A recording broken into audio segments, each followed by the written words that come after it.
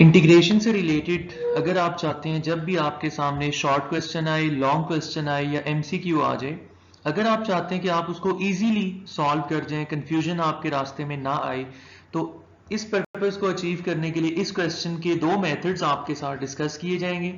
दोनों मेथड्स को आप जरूर देखिएगा। देखिए, इस क्वेश्चन को हम दो तरीकों से कर सकते हैं। First method is the power rule. ये पावर रूल हमने स्टडी किया था एक्सरसाइज नंबर 3.2 में। And second method is the substitution method. Substitution method को समझने के लिए ये पावर रूल समझना भी जरूरी है।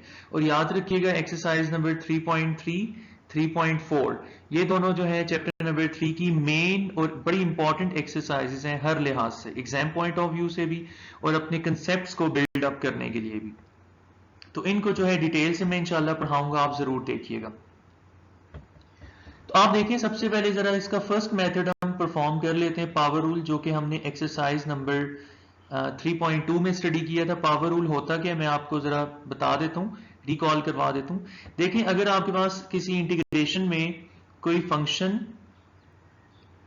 किसी फंक्शन की पावर n गिवन हो, साथ उसका जो बेस है विदाउट पावर उसका डेरिवेटिव अवेलेबल हो, तो ऐसे फंक्शन की इंटीग्रेशन करने के लिए आप फंक्शन की गिवन पावर में n में 1 ऐड भी करते हो और न्यू रिजल्टिंग पावर n+1 पे डिवाइड भी कर देते हो। अब इस क्वेश्चन को जरा रीअरेंज करते हैं हम। आप जरा गौर करें, डिनोमिनेटर में 4 माइनस एक्स स्क्वायर के ऊपर स्क्वायर रूट है, तो स्क्वायर रूट का मतलब होता है होल पावर 1/2। अब ये जो होल पावर 1/2 है, ये न्यूमिनेटर में जाके नेगेटिव 1/2 हो जाएगी पावर, और साथ में -2x। अब आप जरा गौर करें कि जो विदाउट पावर बेस के अंदर फंक्शन पड़ा हुआ है वो क्या है, 4 माइनस एक्स स्क्वायर। तो बेस का विदाउट पावर डेरिवेटिव जरा रफ वर्क में लें आप, तो क्या आता है 0 minus 2x, that is -2x। तो मतलब यहां पे हमारे पास फंक्शन की पावर भी अवेलेबल है, बेस वाले फंक्शन का डेरिवेटिव भी अवेलेबल है, तो पावर रूल लग जाएगा। यानी फंक्शन की जो गिवन पावर -1/2 है उसमें according to power rule 1 add हो जाएगा और न्यू रिजल्टिंग पावर -1/2 + 1 पे हम डिवाइड भी कर देंगे। तो इस तरह से ये आप देख लें, यहां नीचे डिनोमिनेटर में आप इनको सॉल्व करेंगे तो आपके पास 1/2 आ जाएगा। इसी तरह न्यूमिनेटर में भी 1 - 1/2 इज इक्वल टू 1/2। फिर आप जानते हैं ये जो 2 है ऊपर नीचे डिवाइड हो रहा है, ऊपर जाके मल्टीप्लाई होगा, तो ये आपके पास फाइनल रिजल्ट आ गया। अब इसी क्वेश्चन को हमने एक्सरसाइज नंबर 3.3 का जो मेन थीम है, मेन इसका बेसिक कंसेप्ट है, वो है कि सब्स्टिट्यूशन मेथड यूज करना। तो अब इसी क्वेश्चन को हम जरा सब्स्टिट्यूशन के मेथड से करते हैं और हम देखते हैं कि सब्स्टिट्यूशन मेथड से क्या फायदा होगा। देखिए, इस क्वेश्चन में सब्स्टिट्यूशन मेथड का बेसिक कंसेप्ट आपके साथ डिस्कस किया जाएगा और आपको ऐसे लगेगा कि ये सब्स्टिट्यूशन मेथड से तो क्वेश्चन बड़ा आसान हो जाता है। आपने इसको मुश्किल बिल्कुल भी नहीं समझना और इससे जान बिल्कुल भी नहीं छुड़ानी, क्योंकि ये आपकी सिलेबस का हिस्सा है और इसको आपने सीखना है। देखें, मैं जरा आपके सामने क्वेश्चन लिखता हूं जो गिवन है, -2x whole divided by 4 minus x square dx।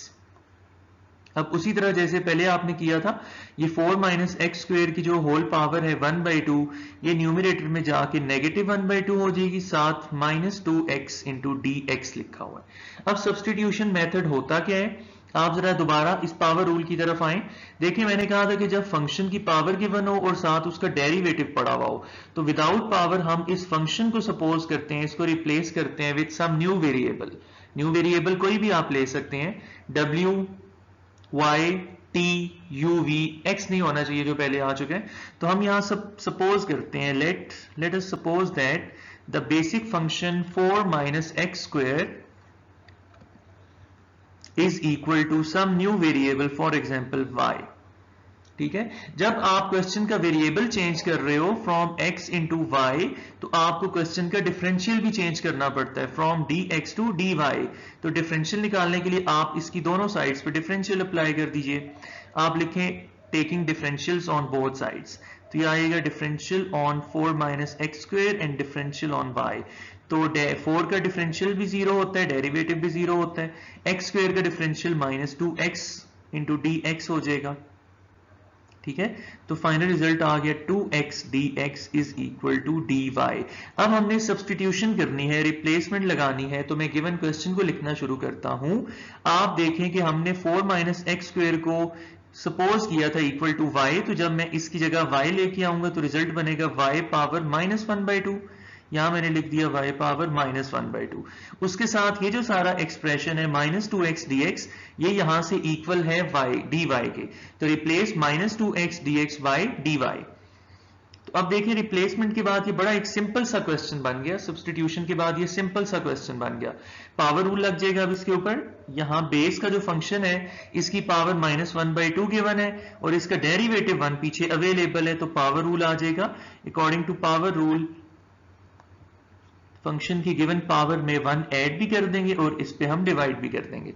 तो उसके बाद जो है ये y की पावर आ जाएगी +1/2, नीचे भी +1/2 प्लस कांस्टेंट ऑफ इंटीग्रेशन, ये 2 नीचे डिवाइड हो रहा था ऊपर आके मल्टीप्लाई हो जाएगा और आखिर में y की वैल्यू को वापस लेके आए, replace y with 4 minus x square. So आप देख रहे हैं कि आंसर आपके पास जो पहले आया था वही सेम आंसर आया। तो आपके क्वेश्चन में एक इंपॉर्टेंट बात आ सकती है कि सर जब पावर रूल अवेलेबल था तो एक और सब्स्टिट्यूशन मेथड, नया मेथड लगा के खुद को प्रॉब्लम में डालने की क्या जरूरत है। तो इस क्वेश्चन का ये बड़ा ही सिंपल सा आंसर है कि इस सवाल में बड़ी आसानी से जो है दोनों मेथड्स के जरिए हमने क्वेश्चन कर लिए। लेकिन कुछ क्वेश्चंस जब हम मामूली से एडवांस लेवल पे जाते हैं, कुछ क्वेश्चंस ऐसे होते हैं, कुछ रिजल्ट्स ऐसे होते हैं जिनको प्रूव करने के लिए, जिनको फाइंड करने के लिए, जिनको सॉल्व करने के लिए पावर रूल नहीं लग सकता। वो क्वेश्चन सिर्फ और सिर्फ सब्स्टिट्यूशन मेथड के साथ होते हैं। ठीक है, तो ऐसी सिचुएशन के लिए ये मेथड बनाया गया है और आसान क्वेश्चन मैंने लिया है इसको एक्सप्लेन करने के लिए। कोई भी क्वेश्चन हुआ नीचे कमेंट्स में जरूर पूछिएगा।